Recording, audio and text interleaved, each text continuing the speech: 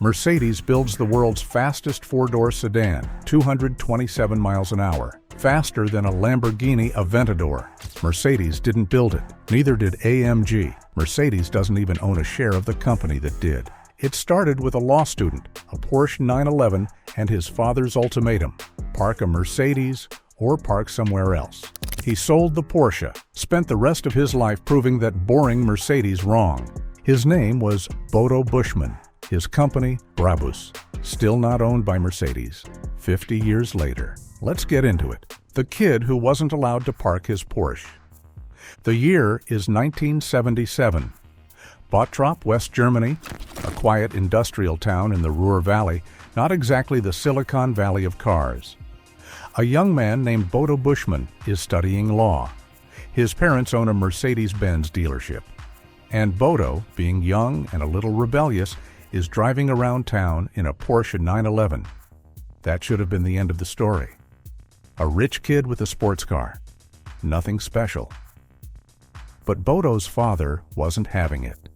A Porsche parked outside a Mercedes dealership sent the wrong message. So he gave his son an ultimatum: trade it in or park somewhere else.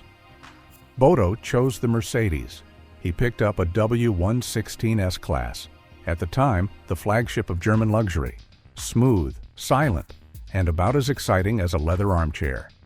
And that's when the real story begins. Because Bodo didn't just accept a slower, softer car, he decided he was going to make that S-Class embarrass his old Porsche. He lowered the suspension, he swapped in sportier wheels and tires, he fine-tuned the way it drove. And when he was done, that boring S-Class could run with a 911. People at his dad's dealership started noticing. Customers started asking who did the work. And Bodo realized something huge. Nobody in Germany was doing this. Nobody was taking Mercedes's most luxurious, most conservative cars and turning them into genuine performance machines. So while he was still in law school, Bodo made a decision that would define the rest of his life. He was going to build a company around it. 2 guys, 100 euros, and a name made from scraps. Here's a fun fact almost nobody knows. Back in 1977, German law required at least 2 people to legally register a company. Bodo didn't have a business partner lined up, so he did what any 20-something would do. He called up a friend from law school, a guy named Klaus Brackmann, and asked him to co-sign the paperwork. They needed a name, so they did something beautifully simple. They took the first 3 letters of Brackmann's last name, B-R-A, and the first 3 letters of Buschmann's last name, B-U-S, and mashed them together. Brabus, that's it. That's the whole story behind one of the most feared names in the performance car world. It's not an acronym for some grand engineering philosophy. It's literally just 2 last names smashed into one word. And here's the part that's almost funny in hindsight. Klaus Brackmann, the guy who co-signed the company into existence, wasn't actually that interested in running a tuning shop. Shortly after Brabus was founded, he sold his entire half of the company back to Bodo. The price? 100 euros. 100 euros for half ownership in what would eventually become a company valued at hundreds of millions. From that point forward, Brabus was Bodo Buschmann's company, and only his. His father let him run the operation out of a small space behind the family dealership. And from that unglamorous garage in Bottrop, Bodo started building his reputation, one modified Mercedes at a time. By 1982, just 5 years after founding the company, Brabus was already installing TVS and multimedia systems into customer cars. In 1982. Before most people even had a VCR at home, Brabus customers were watching television in their Mercedes. That's the kind of forward-thinking, slightly insane energy that defined this company from day one. They weren't just chasing horsepower. They were chasing the idea that a Mercedes could be more powerful, more luxurious, more everything than the factory ever intended. So what actually makes Brabus different? Okay, here's where we get into the meat of it, because if you've watched our AMG video, you already know that AMG started as an outside tuner too, before Mercedes eventually bought them out completely back in 2005. So naturally, people assume Brabus followed the same path. Get famous tuning Mercedes, get bought by Mercedes, become an official division. Brabus never took that path, not once, not ever. To this day, in 2026, Brabus is still 100% privately owned. Not by Mercedes-Benz, not by Daimler, by the Buschmann family. That single fact is the root of almost every other difference between these two brands. Think about what that actually means. AMG operates inside Mercedes. They share engineering resources, they follow Mercedes's internal approval processes, and every AMG model has to satisfy Mercedes's corporate standards before it ever reaches a showroom. Brabus operates completely outside of that system. Nobody at Mercedes headquarters signs off on what Brabus builds. Nobody tells them a modification goes too far. If Brabus wants to take a Mercedes S-Class and stuff a 900 horsepower V12 into it, they don't need permission from anybody. They just do it. That's the fundamental split. AMG is performance within the walls of Mercedes-Benz. Brabus is performance completely outside those walls, with nobody but the customer to answer to. Now let's talk about how that plays out in the actual cars, because the differences run deep. Engines, two completely different philosophies. AMG, as we covered before, hand builds engines from the ground up in their own factory in a Falterbach. Every engine gets a signature plaque from the technician who built it. It's their own design, built for Mercedes, from day one. Brabus works differently.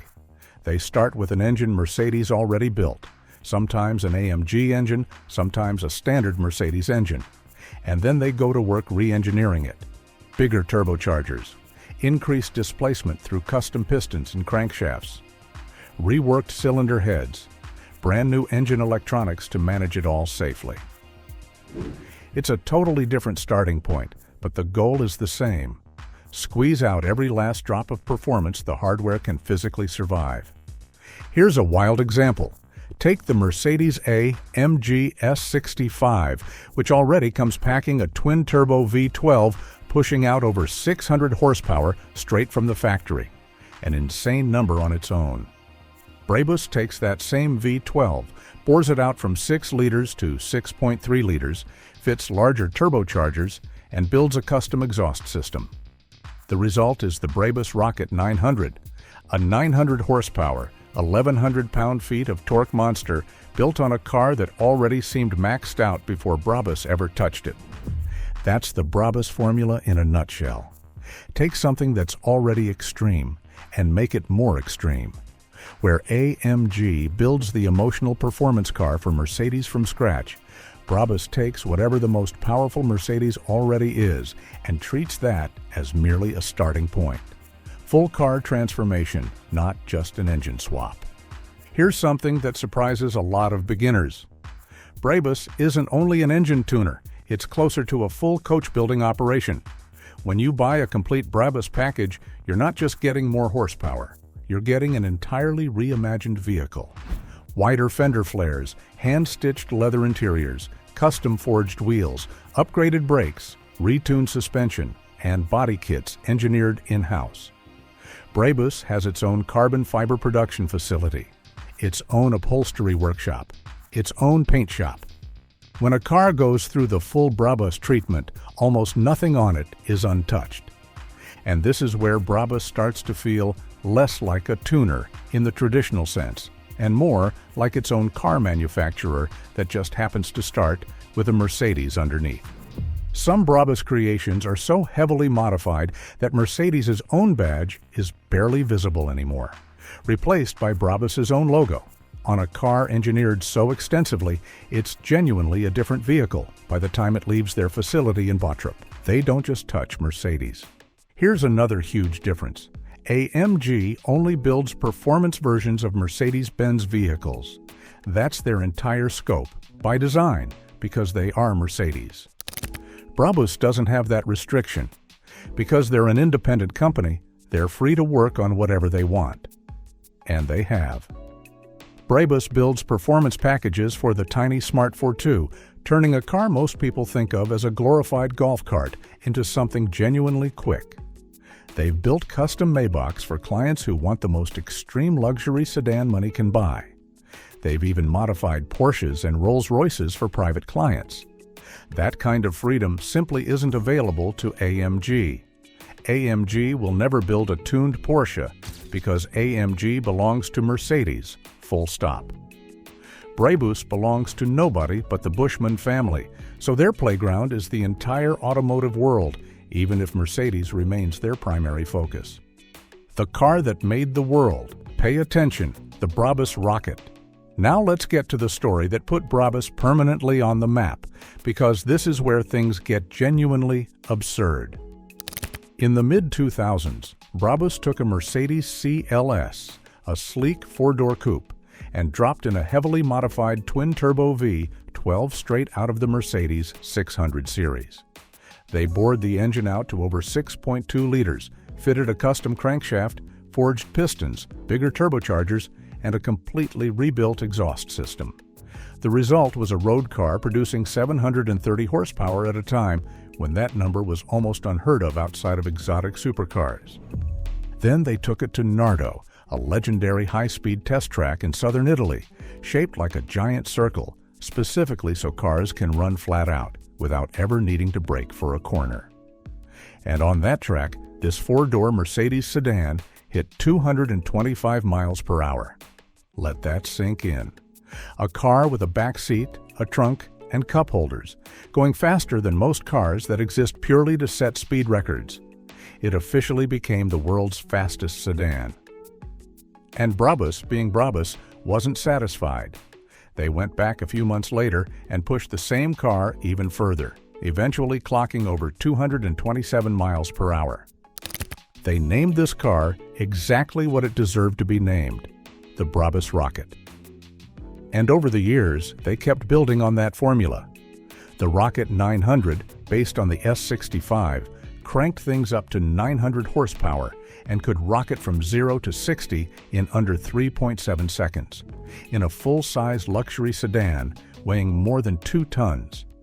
They even built a Rocket 900 convertible, officially the world's fastest four-seat cabriolet, capable of doing everything the sedan could do just with the top down. This is the purest expression of what makes Brabus different. AMG builds fast Mercedes. Brabus builds cars that make you question the laws of physics using a Mercedes as the raw material. The Brabus empire beyond cars. Here's something a lot of people don't realize. Brabus isn't just a tuning garage anymore. It's grown into a full-blown lifestyle empire. You've probably seen a Brabus-tuned G-Wagon, whether you knew the name or not. Massive fender flares, a front end that looks like it could plow through a wall, and in some versions, 6 wheels instead of 4. That 6-wheeled G-Wagon, the G63 6x6, became one of the most talked about vehicles of the last decade, and Brabus built performance versions of it that pushed well past 700 horsepower. But Brabus goes even further than land vehicles. They have a marine division, building custom high-performance yachts and boats. They have a business jet division, designing custom interiors for private aircraft. They even have their own fashion and lifestyle line, selling clothing and accessories under the Brabus name. What started as one guy tuning his dad's S-Class in the back of a dealership is now a global brand spanning cars, boats, planes, and clothing racks. Before we go further, if you're new here, this is exactly the kind of deep dive we do every week at Motor Zen. We dig into the stories behind the machines and the people who build them, not just the spec sheets. So if you're finding this useful, hit that like button, drop a comment telling us what brand you want us to break down next, subscribe if you haven't already, and tap that notification bell so you never miss the next one. Seriously, it helps this channel more than you'd think.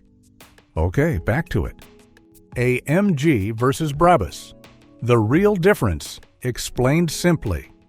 Let's bring this all together, because by now you might be a little overwhelmed with details. So let's simplify it into one clean idea. AMG is Mercedes' in-house performance division. It's owned by Mercedes, built inside Mercedes, and every single AMG model still has to answer to Mercedes' corporate structure. Think of AMG as the wild older sibling who still lives at home, follows the family rules, but gets away with a lot more than everyone else because they've earned that trust over decades. Brabus is the cousin who moved out, started his own business 3 towns over, and answers to absolutely nobody. Independent, privately owned, free to build whatever a paying customer wants, regardless of what Mercedes thinks about it. That freedom is exactly why Brabus can push things further in certain ways than AMG ever could. They don't have shareholders in Stuttgart to please. They don't have a brand image to protect on behalf of a massive global automaker. They have one goal: build the most extreme version of whatever the customer wants, using a Mercedes as their canvas. And here's the part that really matters if you're cross-shopping these two. When you buy an AMG, you're buying a Mercedes, full stop, backed by Mercedes' full factory warranty, sold at Mercedes dealerships, engineered from day one as an official Mercedes product. When you buy a full Brabus build, you're buying a heavily customized vehicle from an independent coach builder, using a Mercedes as the foundation. It's a completely different ownership experience, a completely different level of exclusivity, and in many cases, a genuinely different price bracket, since full Brabus transformations can run well into 6 figures on top of what you already paid for the car. Neither one is objectively better. They're just fundamentally different answers to the same question. How do you make a Mercedes more exciting? AMG does it from the inside, with factory precision and corporate backing. Brabus does it from the outside, with total creative freedom and zero permission required. The family business, still standing. One last piece of this story that deserves a moment. In April of 2018, Bodo Buschmann, the law student who wasn't allowed to park his Porsche at his dad's dealership, the man who built an entire empire out of that frustration, passed away after a battle with illness. He was 62 years old. Control of the company passed to his son, Konstantin Buschmann, who became CEO and majority shareholder that same year. And here's the thing that says everything about this company's DNA. Brabus remains privately owned by the Buschmann family to this very day. Not absorbed by a bigger corporation, not sold off to investors. Still family-run, decades after it started as a side project behind a car dealership. So let's go back to where we started. A 22-year-old kid gets told his sports car isn't welcome outside his father's dealership. He swallows his pride, buys the boring alternative instead, and out of pure stubbornness, decides to make that car faster than the one he gave up. 50 years later, that stubbornness built the fastest 4-door sedan on the planet, a company spanning cars, boats, and private jets, and a name that still makes gearheads' heads turn every single time it rolls by. That's not a company. That's a grudge that turned into a legacy. And that's the real story of Brabus. Not just another Mercedes tuner, but a completely independent empire built on one guy's refusal to accept no from his own father. Wild how a parking spot argument turned into a 900 horsepower V12 sedan doing 227 miles an hour, right? If you enjoyed this one, you know what to do. Smash that like button. It genuinely helps us more than you'd think. Drop a comment and let us know. Team AMG or Team Brabus? We read every single one. And if you haven't subscribed yet, now's the time, because we've got a lot more of these deep dives coming, breaking down the stories behind the brands you see on the road every day, but probably never knew the full history of. If you want to go deeper into this world, go check out our AMG video right after this one. It's the perfect companion piece to everything we just covered, and you'll walk away finally understanding exactly what separates every high-performance Mercedes badge out there. Thanks for hanging out with us. This has been MotorZen. We'll see you in the next one.